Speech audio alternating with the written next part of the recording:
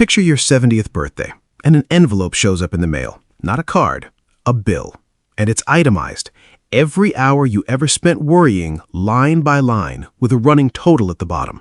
400 hours on a job you were sure you were about to lose, 212 hours rehearsing an argument that never happened, 900 hours on your kids, most of it between 11 p.m. and 2 a.m., most of it about things they have zero memory of.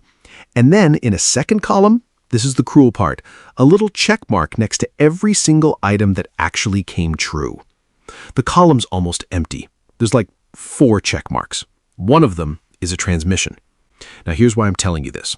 A researcher at Cornell named Carl Pillemer went out and interviewed more than 1,000 older Americans, people in their 70s, 80s, 90s, expecting to collect advice about health, money, marriage, all the usual categories. And one answer came back so often it startled him. I wish I hadn't spent so much of my life worrying. Decades of emotional labor with no output. So today, 7 specific things retirees say they'd cross right off the bill. Number 4 is the one I want you to hang around for because it's the one that disguises itself as ambition. 1. What other people thought. Now, I could handle this by telling you nobody's paying attention to you, which is true, but it's not the useful part, because knowing it doesn't fix it. You can be fully aware that nobody's watching and still not be able to sell the boat. So let's talk about the actual mechanism. There's a panel in your head, and it's got maybe 6 people on it. Your father, a boss from 2009, some guy from high school, an aunt who once said something about your car, and every real decision in your life gets quietly run past this jury before you're allowed to make it.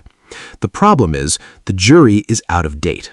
Half of them aren't in your life anymore, 2 of them are deceased, and one of them, I promise you, is a person who has not thought about you since the Bush administration and would be genuinely confused to learn he holds veto power over your career. There's a great experiment on this. Psychologist Tom Gilovich had college students walk into a room wearing an embarrassing t-shirt. Barry Manilow, big picture, nowhere to hide. Then he asked them what percentage of people in that room noticed you. The students guessed about half. The actual number was closer to a quarter, and honestly, a chunk of those probably just liked Barry Manilow. We call it the spotlight effect. You're running your life like there's a spotlight on you, and it's really more of a nightlight, and it's pointed at somebody else. Here's how it shows up in retirement, though, and this is the part people don't expect. Retirees don't regret the embarrassment. They regret the obedience. The years spent in a shape somebody else picked for them. The house that was chosen to make a statement to people who never visited it. The degree pursued to settle an argument with a parent. You've seen the release valve on this, right? A man turns 74 and starts wearing whatever he wants, saying whatever he thinks, and telling stories at Thanksgiving that make 3 generations extremely uncomfortable. Everyone calls it, Grandpa's gotten bold. He didn't get bold. He dismissed the jury. He just did it 40 years late. 2. What might go wrong? Michel de Montaigne, French, 1500s, wrote essays, phenomenal hair, put it about as well as anyone ever has. His life, he said, had been full of terrible misfortunes, most of which never happened. 450 years later, it might still be one of the best descriptions of the human brain ever written. Psychologists have actually tested this the boring, rigorous way. Have people write their worries down, seal them, come back weeks later, and audit. The results are lopsided to the point of being funny. The overwhelming majority of what people fear simply never materializes. And in the small slice that does happen, people generally report they handled it better than they'd predicted. So think about what that means. You didn't just pay for a disaster that never came. You paid for it, and you underestimated yourself in the process. It's a double loss on a trade you never had to make. Now, I am aware there is long-term car care costs, inflation, market dropping 35% the year you stop working.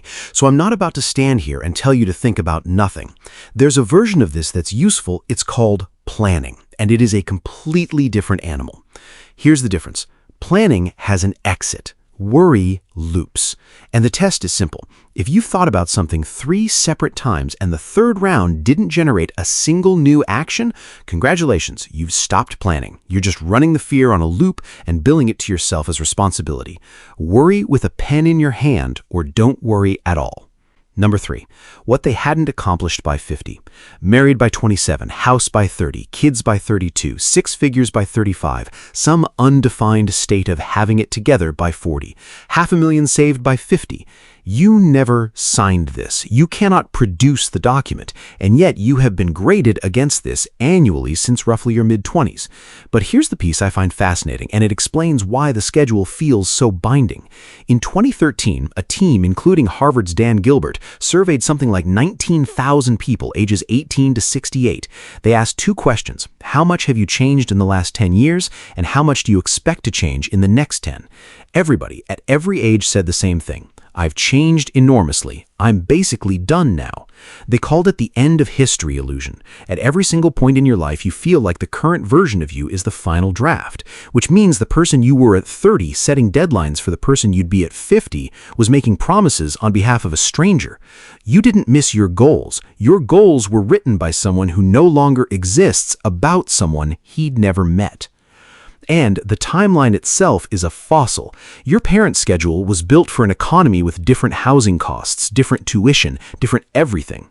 Running your life against it is like using a paper roadmap from 1978 and getting mad that the exit isn't there. Also, and I say this with love, 50 is not late. Vera Wong started her bridal business at 40. Ray Kroc was selling milkshake machines at 52. Colonel Sanders was cashing Social Security checks when he franchised the chicken, which I think about constantly. But forget the famous people. Here's the math that actually matters. If you started working at 22 and you're 50 now, you've done 28 years. You've likely got 30 or more ahead of you. There is more road in front of you than behind you, and you're standing there apologizing to a deadline nobody enforced. Number 4, whether they were successful enough. This is the one that dresses up as ambition, so you'll never question it. Successful enough. Enough compared to what? Nobody defines it because the whole design depends on it staying blurry. Let me show you the machinery. You're 26 and you think 60 grand and I've made it. You hit 60 grand and within about 11 weeks, 60 grand is just what money is now. That's baseline, that's oxygen. And there's a guy at 90 whose car doesn't make the noise yours makes. Economists call this hedonic adaptation. I call it the goalposts being mounted on the back of a pickup truck that accelerates every time you get near them. Rockefeller, richest man on earth, essentially invented the modern fortune, supposedly got asked how much money is enough. His answer, just a little bit more. Same answer as a guy checking his brokerage app in a Chick-fil-A drive-thru, which could be me, allegedly, on a Wednesday. Here's what actually changes in retirement, and it's the reframe I'd want you to steal. For most of your working life, success is measured in rate. How fast are you climbing? How quickly are you accumulating? Are you ahead of schedule? It's a derivative. It's velocity. Then you retire, and velocity is gone. There's no next rung. And people are shocked to discover that the number they spent 30 years chasing is now just a number. It sits there. It doesn't do anything. It doesn't come downstairs and congratulate you. What replaces it is texture. What were the days actually like? Did I like the people in the room? Was the work any good? Did I sleep? And this is where I think a lot of very accomplished people get ambushed because they optimized entirely for a metric that stops being computed the day they hand in the badge. Losing time they could never get back. This is not time is precious, use it wisely. You already know that. This is about something sneakier, the worry about time already spent. Because there's a particular trap where people reach 68 and start grieving their 30s, running the tape, auditing the wasted years, torturing themselves over the decade they spent at a company that doesn't exist anymore. And in doing that, they spend their 60s too. You can't recover 1997 by feeling bad about it in 2026. You can only lose 2026. That's not repentance. That's just a second withdrawal from the same account, and the account doesn't refill. Here's what makes it worse. The rearview mirror is warped. Gilovich did another study on this, looking at what people regret over the long run, and found that as time passes, regrets of inaction start to dominate. Roughly 3/4 of long-term regrets are about the thing not done, rather than the thing done badly. Sounds motivational until you realize why. The paths you took have receipts. You remember the flat tires, the bad boss, the year everything went sideways. The path you didn't take has no receipts at all. So your brain gets to build it out of pure fantasy, with no maintenance costs, no mediocre Tuesdays, no version where it also went wrong. You are not comparing your life to a better life. You're comparing your life to a trailer. And I can't unsee the investing parallel here, so I'm just going to say it. Sunk cost is sunk cost. If you bought at 100 and it's sitting at 40, the 60 is gone. It does not come back because you're loyal to it, and it does not come back because you've suffered about it appropriately. The only question that has ever mattered in that situation is, given where I actually am right now, what's the best move from here? Time behaves the same, except you can't diversify it and nobody's coming with a bailout. So don't make peace with the lost years by pretending they were all great. Some of them weren't. Make peace with them by noticing the meter is still running right now during this sentence, and that regret is the single most expensive thing you can spend the remainder on. Being perfect parents. Parents keep an internal file and it is meticulous. The birthday that didn't come together, the tournament missed for a client, the things said in the car in 2011 that they are certain rerouted their child's entire personality. Meanwhile, the child, now 38, has no idea what you're talking about and is currently worried about their own kid's screen time. There's a psychologist named Ed Tronick who studied what actually happens between parents and infants moment to moment, and his finding is one of the most freeing things in the whole field. Healthy parent-child interactions are out of sync a huge portion of the time. The parent misreads the cue, the kid gets frustrated, and then, this is the important part, they repair it.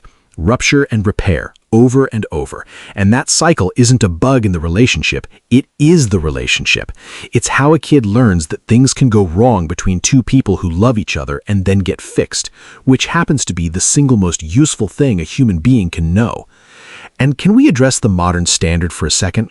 At some point, parenting stopped being a relationship and turned into a performance review with undefined metrics, no annual raise, and an audience of strangers with ring lights. Your grandmother raised 5 kids without a single parenting book, fed them a casserole containing at least one unidentified protein, and let them roam a 4-mile radius until the streetlights came on. She did not have a philosophy. She had a screen door. What retirees say almost word for word is that they wish they'd been more present and less anxious, both halves. And the second half is the one people skip because we've quietly decided that anxiety is a form of devotion.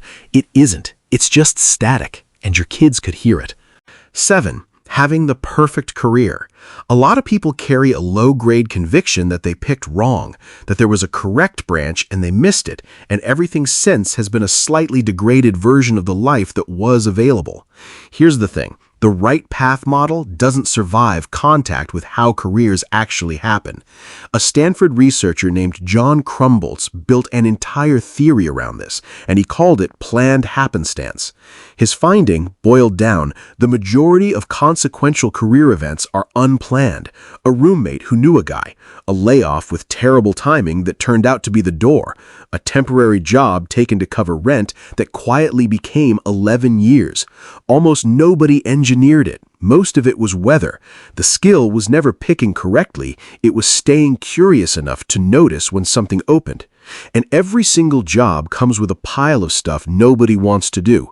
The surgeon has charting. The director has budget meetings. The best-selling author has a publicist booking a 7 a.m. radio hit in a market she'll never visit. There is no version where the tedious parts got deleted. So the real question was never what's the perfect career, it's which set of annoying parts can I tolerate for 30 years without becoming a worse person. That's the actual decision. That's the whole thing. And when people look back on their working life, the trajectory almost never comes up. It's 3 things. Did I do work I wasn't embarrassed by? Was I decent to the people around me? And did it fund a life I actually liked? That last one is what this channel is really about. The portfolio isn't the scoreboard, it's the fuel. It exists to buy you the option to stop bracing.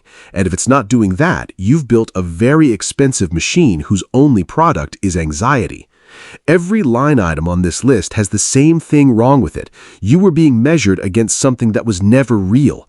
And the reason worry never resolves is that it's not actually trying to solve anything. It's a superstition.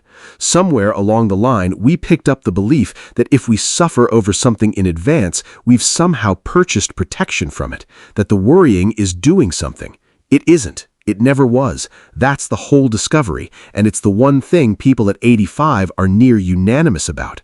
Now, the good news is you don't have to be 85 to use it. For today, I don't want to know which one hit hardest.